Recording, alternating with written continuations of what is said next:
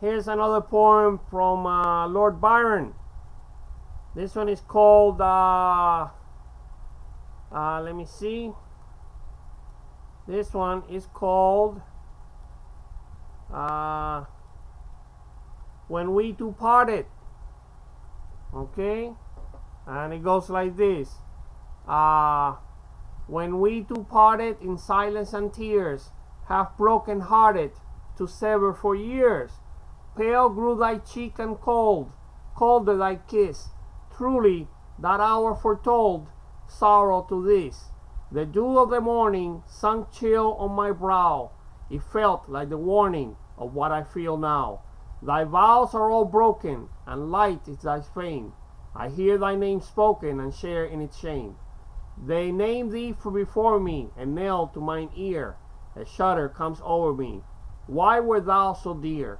They know not I knew thee, who knew thee too well.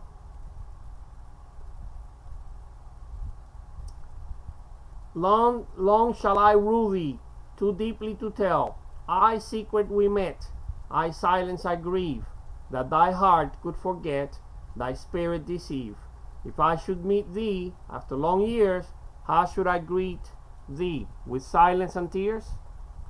Okay, that's from Lord Byron, because this guy producing your show, right? The producer, his name is Byron Velasco. Yeah. Okay, so West Side is going to be released May 1st. That's significant. But it doesn't say where we can see it. I looked it up in the TV guide and it doesn't say anything about May 1st. Okay, I don't know. When can we see West Side? Lucas, when are we going to be able to see West Side? Okay, let me see if I can find another poem, because this one was very short and it's only 2 minutes. So I need to add something else. Something else that I know from... well, Prometheus, I guess, is his most famous poem. Well, at least that's the one that I remember. Maybe I should I recite Prometheus? Would you like me to read Prometheus for you, Lucas? This is from Lord Byron, who lived from 1788 to 1824. And you can see that the English is already a little dated. Okay, here it goes. Titan, to whose immortal eyes... There's a movie, by the way, Prometheus, of course, with Charlize Theron. Yeah. The sufferings of mortality, seen in their sad reality, were not as things that gods despise. What was thy pity's recompense? A silent suffering and intense, the rock, the vulture, and the chain.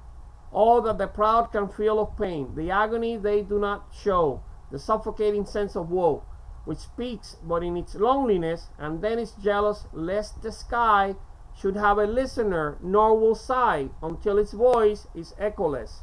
Titan, to thee the strife was given between the suffering and the will, which torture where they cannot kill, and the inexorable heaven, and the death tyranny of fate, the ruling principle of hate, which for its pleasure doth create the things it may annihilate, refused thee even the boon to die. The wretched gift of eternity was thine, and thou hast borne it well. This is a long poem. All that the thunderer wrung from thee was but the menace which flung back on him the torments of thy rack. The fate thou didst so well foresee, but would not to appease him tell. And in thy silence was his sentence, and in his soul a vain repentance, an evil dread so ill dissembled, that in his hand the lightnings trembled. Thy godlike crime was to be kind, to render with thy precepts less the sum of human wretchedness. Of course, Prometheus gave fire to mankind. That's why the poem is about Prometheus, and strengthens man with his own mind, but baffled as thou wert from high, still in thy patient energy, in the endurance and repulse, of thine impenetrable spirit, which earth and heaven could not convulse. A mighty lesson we inherit. Thou art a symbol and a sign to mortals of their fate and force. Like thee, man is in part divine, a troubled stream from a pure source, and man in portions can foresee his own funereal destiny. It's one of the few places where the word funereal, I guess, appears, if I'm pronouncing it correctly. I lost where I was. His own funereal destiny, his wretchedness and his resistance, and his sad and unallied existence, to which a spirit may oppose itself and equal to all woes, and a firm will and a deep sense, which even in torture can descry its own concentered recompense, triumphant where it dares defy, and making death a victory. There he goes, another poem by Lord Byron.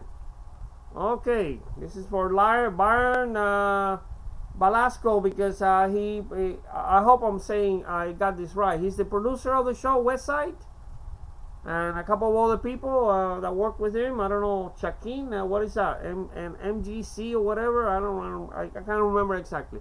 Okay, today is the 29th of April, 2013, Monday, and I'm going crazy here. I'm going crazy because May 1st is coming up, and May 1st is significant for me because I lived in Cuba until I was 14 years old. So May 1st is actually celebrated internationally as the International Day, Workers' Day. So many people will be celebrating May 1st, not just communist countries or socialist countries like the Soviet Union, formerly Russia, and other places, but many people throughout the world actually celebrate May 1st as the International Workers' Day, as opposed to the United States, which actually celebrates Labor Day in September, I think. So this actually, is more closer to me because I was born in 1954 in Cuba, so I lived there until 1968. So this is all part of my childhood. Okay, so that's why I'm doing this one. Let me cut this here, 7 minutes. Okay, let me see if I can find another poem.